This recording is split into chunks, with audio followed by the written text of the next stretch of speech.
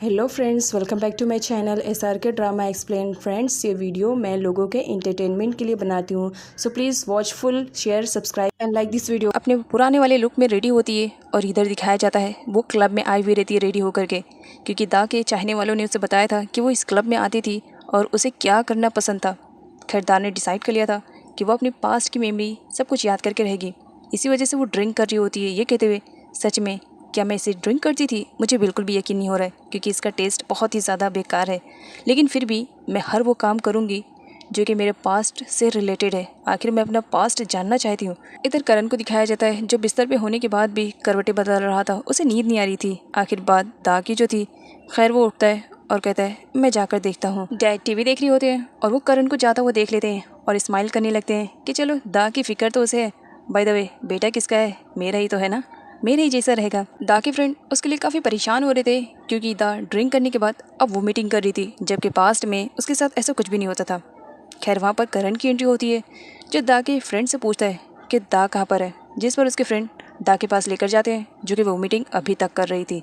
यहाँ पर दा की वोमिटिंग करते करते कंडीशन ख़राब हो चुकी थी, लेकिन करण को ऐसा फील हो रहा था कि दा को अपनी पास्ट वाली मेमोरी सब कुछ याद है, इसी वजह से तो यहाँ पर आई है, वो भी पुराने वाले लुक में। लेकिन ऐसा नाटक करिए कि उसकी मेमोरी है ही नहीं। खैर, यहाँ पर करण को दिखाया जाता है, वो दा को पकड़ता है और उसे कहता है, ज़्यादा नौटंकी करने की ज़रूरत नहीं है, तुम्हारी हरकतें बिल्कुल पास्ट वाली है और तुम कह रही हो तुम्हें कुछ भी याद नहीं।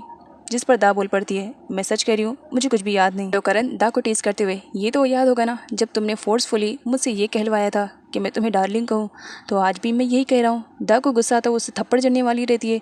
इस चक्कर में दोनों एक दूसरे के ऊपर गिर जाते हैं और कुछ टाइम के लिए दोनों एक दूसरे की आंखों में ही खो जाते हैं। मीडिया वाले भी जासूस बन के आए हुए थे, जो उनकी जासूसी कर रहे थे और फोटोज़ को क्लिक कर रहे थे।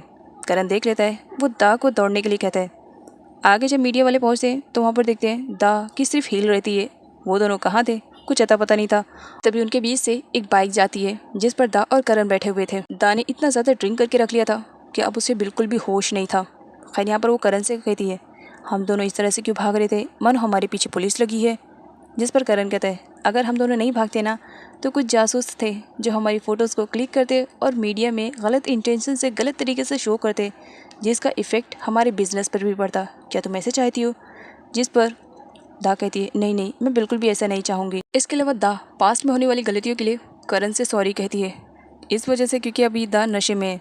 अगर वो होश में होती तो ऐसा कुछ भी नहीं करती। नेक्स्ट मॉर्निंग का सीन दिखाया जाता है। दा के सर में हेडेक था, उसने ड्रिंक करके जो रखा था, जिसका नशा अभी तक उसके सर से उतरा नहीं था। तब उसके पास नैनी आती है, जो उसके लिए ऑरेंज जूस लेकर आती है। जिस पर दा कहती है, क्या मुझे पीना चाहिए? नैनी कहती है, ऑफ कोर्स तुम्हें पीना चाहिए और ये मेडिसिन को भी खाना चाहिए, ताकि तुम्हारा हेडेक कम होए। आई मीन टू से तुम्हारा नशा थोड़ा उतरे। खैर, यहाँ पर नैनी दा को समझाने की कोशिश करती है कि उसे करण को मौका देना चाहिए। वो अच्छा लड़का है, वो थीप की तरह नहीं है, क्योंकि नैनी को अच्छे से मालूम है कि थीप अच्छा लड़का नहीं है। तभी वहाँ पर करण के डैड की एंट्री होती है। वैसे तो दा जब उसकी मेमोरी थी तभी भी वो करण को लाइक नहीं करती थी, और आज मेमोरी ना होने के बाद भी वो करण को बिल्कुल भी लाइक नहीं करती। लेकिन इसके अपोजिट में वो करण के डैड को अंकल मानती है और उनकी बहुत ही ज़्यादा रिस्पेक्ट करती है। यहाँ पर करण के डैड दा से कहते हैं, अब तुम मेरी होने वाली बहू हो, तो तुम्हारे लिए कुछ ना कुछ तो करना चाहिए। यहाँ पर दिखाया जाता है वो दा के लिए बहुत सारी अरेंजमेंट करवाते हैं। वहाँ पर कुछ लड़कियाँ आती है जो अपनी अपनी एबिलिटी बताती है। उनमें से एक गर्ल का कहना रहता है कि वो मेकअप आर्टिस्ट है और वो दा का मेकअप बहुत अच्छे से कर सकती है। दूसरी बताती है कि वो दा का बाथ का पूरा ट्रीटमेंट कर सकती है। तीसरी बताती है कि वो उसके आउटफिट और लुक्स पर ध्यान दे सकती है। और इसी तरह की एबिलिटी वहाँ पर आई हुई सारी गर्ल्स बताती हैं दा को। अगली सीन में थीप और कुआन को एक साथ एक रेस्टोरेंट में दिखाया जाता है। दोनों एक साथ हाथ मिला चुके थे, इसी वजह से यहाँ पर वो दोनों प्लानिंग कर रहे थे दा और करण को अलग करने के लिए और किसी भी तरह इस शादी को रोकने के लिए। नेक्स्ट डे करण जब ऑफिस आता है तब उसकी सिक्योरिटी की तरफ उसे मालूम पड़ता है, सर आपको आज कंपनी में कोई काम नहीं करना है, क्योंकि आज का आपका रूटीन कहीं और पे ही सेट किया गया है, तो आपको जाना पड़ेगा। और यहाँ पर करण को मालूम पड़ता है सिक्योरिटी की तरफ कि उसके डैड ने कुछ प्लानिंग की है, जिसकी वजह से उसे दा के साथ कहीं जाना है। वो बिल्कुल भी रेडी नहीं हो रहा था, लेकिन सेक्रेटरी उसे फोर्सफुली कहती है कि उसके डैड का ऑर्डर है, तो करण को ना चाहते हुए भी जाना पड़ता है। एक्चुअली करण के डैड चाह रहे थे कि करण और दा थोड़ा सा एक साथ टाइम स्पेंड करें, ताकि उनके बीच में जो मिसअंडरस्टैंडिंग हुई वो कुछ क्लियर हो पाए। इसी वजह से उन्होंने प्री वेडिंग शूटिंग का ड्रामा क्रिएट किया था। खैर, यहाँ पर उनसे उनकी प्री वेडिंग शूटिंग के रिलेटेड कुछ क्वेश्चन किए जाते हैं और उनसे उनकी चॉइस के अकॉर्डिंग फ्लावर्स वगैरह भी पता किया जाता है, जिस पर दा और करण दोनों अपोजिट बताते हैं। करण का कहना रहता है ग्रीन और दा का कहना रहता है पर्पल। खैर यहाँ पर दोनों के बीच में अब कलर को लेकर के भी फाइटिंग स्टार्ट हो जाती है। वैसे तो यहाँ पर दोनों को प्री वेडिंग शूटिंग के लिए बुलाया गया था, लेकिन इन्हें बिल्कुल भी आइडिया नहीं था कि ये दोनों इस तरह से एक दूसरे से फाइटिंग करेंगे। इन दोनों के बीच में हुई ये क्यूट सी फाइटिंग के भी पिक्स को क्लिक कर लिया जाता है ताकि लाइफ टाइम तक इन्हें याद रहे कि किस टाइम में ये लोग कैसे रिएक्ट करते थे एक दूसरे के साथ। यहाँ पर सिक्योरिटी के थ्रू उन दोनों को मालूम पड़ता है कि इस तरह से अगर वो लोग सीन क्रिएट करते रहेंगे तो सारी सिचुएशन को फिर करण के डैड ही हैंडल करेंगे। करण के डैड का वीडियो कॉल आता है जो करण और दा को समझा रहे होते हैं कि उन दोनों को बिल्कुल भी फाइटिंग नहीं करनी है और उन्हें बहुत जल्द प्री वेडिंग की पूरी फ़ोटोज़ को देखना है। तो बिना टाइम वेस्ट किए फटाफट रेडी होकर के आओ और फ़ोटोज़ को क्लिक करवाओ क्योंकि मैं बहुत जल्द देखना चाहता हूँ। टाइम बिल्कुल वेस्ट मत करना। और हाँ, लास्ट टाइम वार्न कर रहा हूँ, दोनों भी फाइट मत करना और स्पेशली करण, मेरी बहू को बिल्कुल भी परेशान ना करना।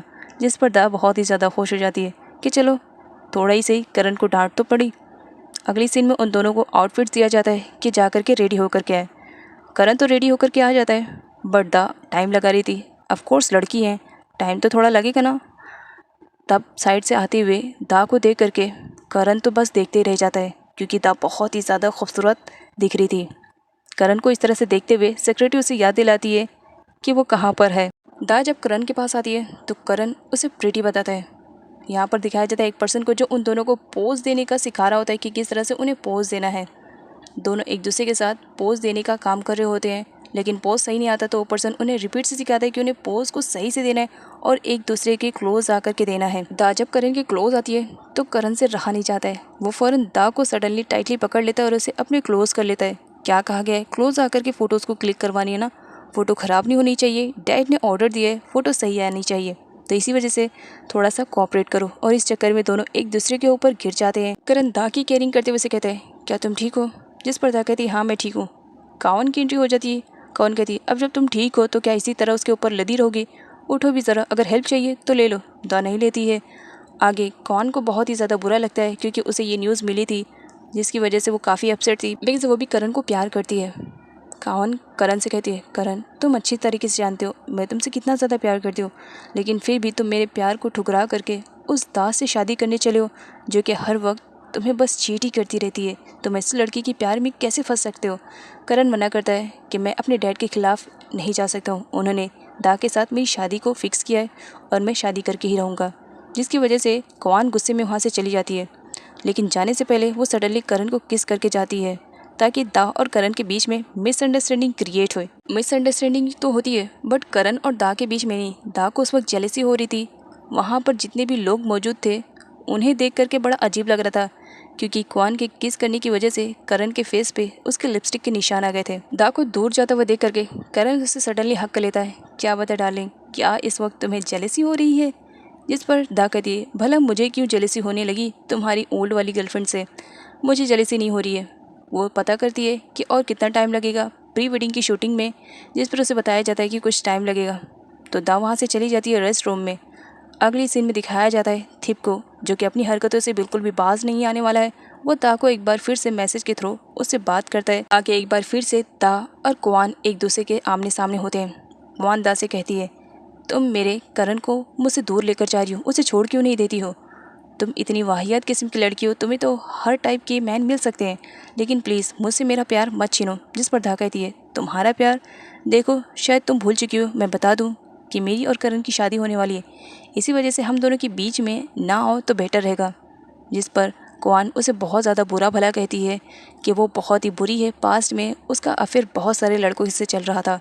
दा को बहुत ही ज़्यादा बुरा लगता है और इस बीच में दिखाया जाता है वो क्वान को हिट भी कर देती है। पास्ट का एक फ्लैशबैक दिखाया जाता है।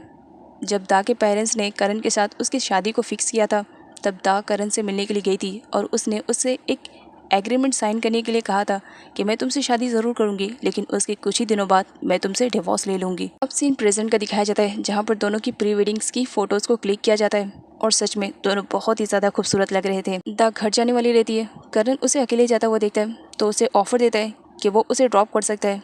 दा के मना करने पर भी करण उसके पास जाता है और यहाँ पर करण और दा के बीच में एक बार फिर से नोकझोंक स्टार्ट हो जाती है। दा करण से कहती है तुम मुझ पर यकीन करो, सच में मैं कह रही हूँ, मैंने क्वान को जानबूझ के हिट नहीं किया, वो तो बस गलती से हो गया। जिस पर करण कहता है हाँ मैं तुम पर यकीन कर सकता, अगर तुम दा नहीं होती है, मतलब इन शॉर्ट यहाँ पर करण का कहना रहता है कि अगर तुम दा नहीं होती तो हो सकता है मैं तुम पर ट्रस्ट कर लेता, तुम दा हो इस वजह से मैं बिल्कुल भी तुम पर ट्रस्ट नहीं कर सकता हूँ। तभी वहाँ पर एंट्री हो जाती है थीप की। एक्चुअली दा ने उसे बुलाया था मैसेज के थ्रू। तब वो करण से कहती है मुझे तुम्हारी कोई ज़रूरत नहीं है और मुझे थीप जहाँ पर भी लेकर जाना रहेगा लेकर के चले जाएगा, तुम ज़रा अपनी केयरिंग करो। करण दिल का बहुत ही अच्छा है। वो एक बार फिर से क्वान के पास आता है। क्वान अपनी मलहम पट्टी करी होती है। करण दा की तरफ से सॉरी कहता है।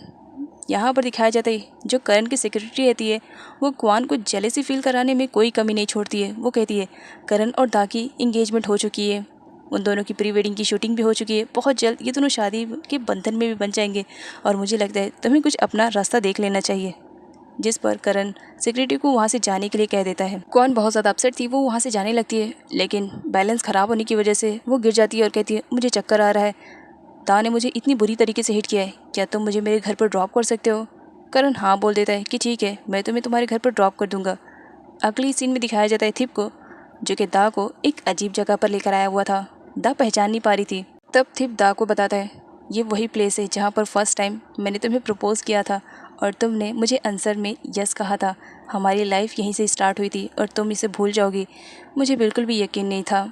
मैं यहाँ पर तुम्हें इस वजह से लेकर आया हूँ, शायद हो सके तुम फिर से वापस सब कुछ याद कर लो, हमारी लाइफ में सारी प्रॉब्लम्स फिर से सॉल्व हो जाएंगी।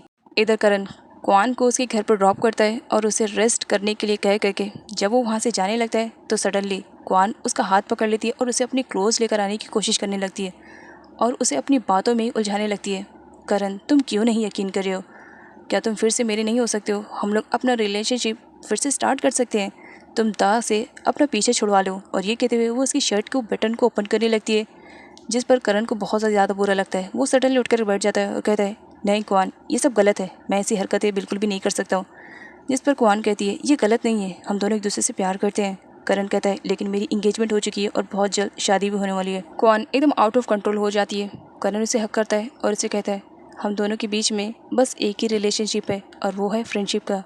मैं तुम्हें अपनी फ्रेंड मानता हूँ एंड आई होप तुम भी इस बात को एक्सेप्ट कर लो, इसमें तुम्हारी भी भलाई है। टाइम ज़्यादा हो गया है, मैं घर जा रहा हूँ और अपना अच्छे से ख्याल रखना। थिप जहाँ तक हो सकता था वो अपनी शैतानी खोपड़ी का यूज़ करता है। वो दा को इमोशनली ब्लैकमेल करता है कि किसी भी तरह बस वो करण से शादी ना करे। अगर वो करण से शादी नहीं करेगी तो थिप का रास्ता क्लियर हो जाएगा और आगे चल करके थिप दा से शादी कर लेगा और सारी प्रॉपर्टी उसके पास हो जाएगी।